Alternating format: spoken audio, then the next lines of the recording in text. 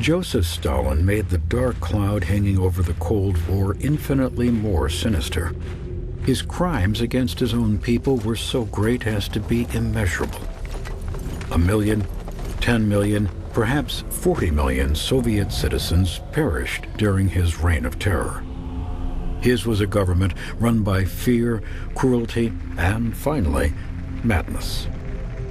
But in March 1953, the monster met his end, and leadership of the Soviet Union passed to a collective of top Kremlin officials. They sought to distance themselves from Stalin's cruel legacy, but they soon realized that fear and intimidation were the only things keeping them in power.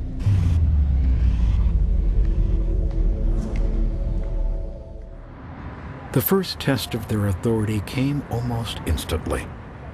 In East Germany, Walter Ulbricht ran his government according to the cold-blooded dictates of Stalinism.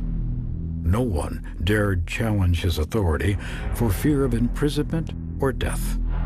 Stalin himself boasted that a revolt by the East German people was impossible. Revolt?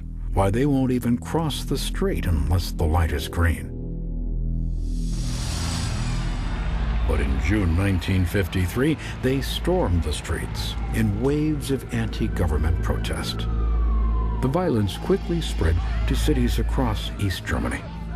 With Ulbricht's government in peril, Moscow ordered Soviet forces to intervene and put an end to the demonstrations. Hundreds were killed or later executed. The events of the 1953 East German uprising are recounted in a poem by the German poet Bertolt Brecht. After the uprising of the 17 June, the secretary of the Writers' Union had leaflets distributed in the Stalinie, stating that the people had forfeited the confidence of the government and could win it back only by redoubled efforts. Would it not be easier, in that case, for the government to dissolve the people and elect another? In the United States, the new administration had not anticipated the challenge to Soviet authority. Despite his campaign pledge to roll back communism and free the enslaved people of Eastern Europe, President Eisenhower refused to intervene. In the wake of the East German uprising, the top ranks of the Kremlin were reshuffled.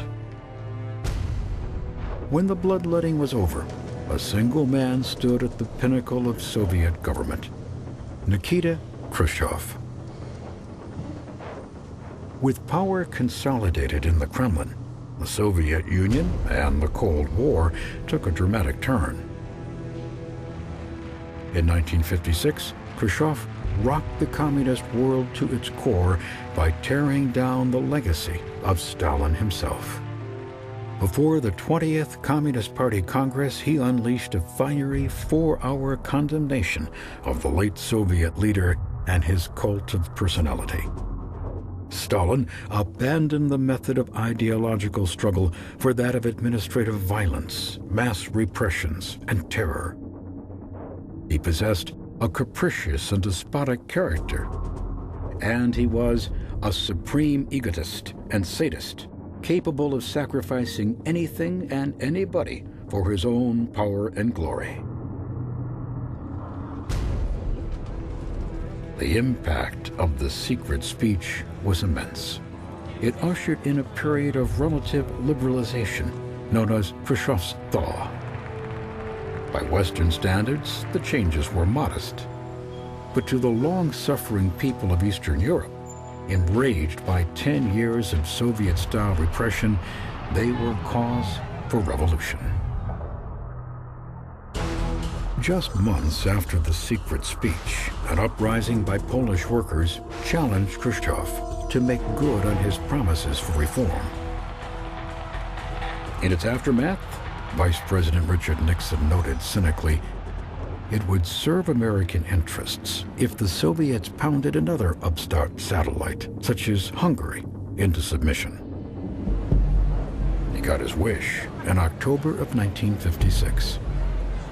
In the Hungarian capital of Budapest, students and workers demonstrated against the repressive policies of the country's Stalinist government. They demanded an end to the Soviet military occupation, free elections, and the return to power of their deposed prime minister, Imre Nagy. But events quickly spiraled out of control. The Hungarian secret police opened fire on a crowd of demonstrators. But that only fueled the rioting. Symbols of Soviet enslavement were destroyed.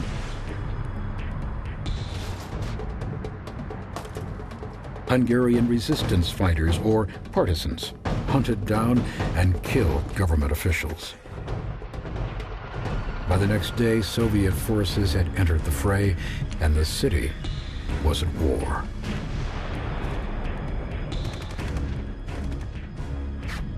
The partisans fought Soviet tanks using Molotov cocktails and small arms. The American-sponsored Radio Free Europe encouraged the rebels to fight the Soviets to the death. Finally, after nearly a week of violence, an uneasy ceasefire descended on the city. Soviet tanks were withdrawn.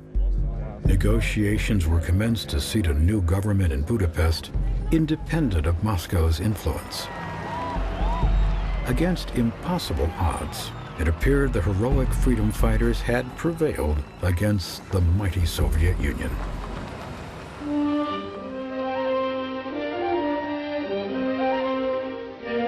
At the end of a 6-day fight that astonished the world and shook the Kremlin to its foundations, Hungary was free to fraternize on its own borders, and rush in supplies to the stricken city of Budapest along roads littered with burnt-out red tanks, disabled by almost unarmed men fired by passion for liberty. Flaring swiftly from student demonstrations into open revolution, the pent-up hatreds of oppression sent Russian might reeling and forced withdrawal of the red yoke. But even as these scenes were recorded, rumors flared of the re-entry of Russian forces and new fighting. The beautiful city of Budapest, scarred by conflict, again faces a Russian onslaught, even before the debris of the fight for freedom is cleared from the streets. The world watched and waited, even as tens of thousands of desperate refugees fled for their lives.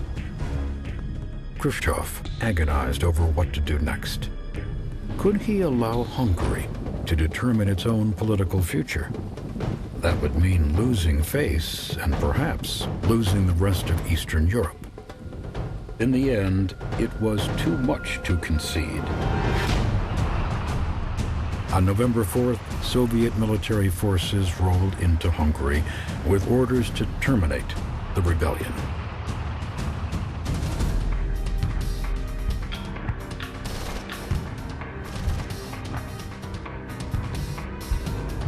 A radio transmission captured the final desperate moments of Hungarian freedom.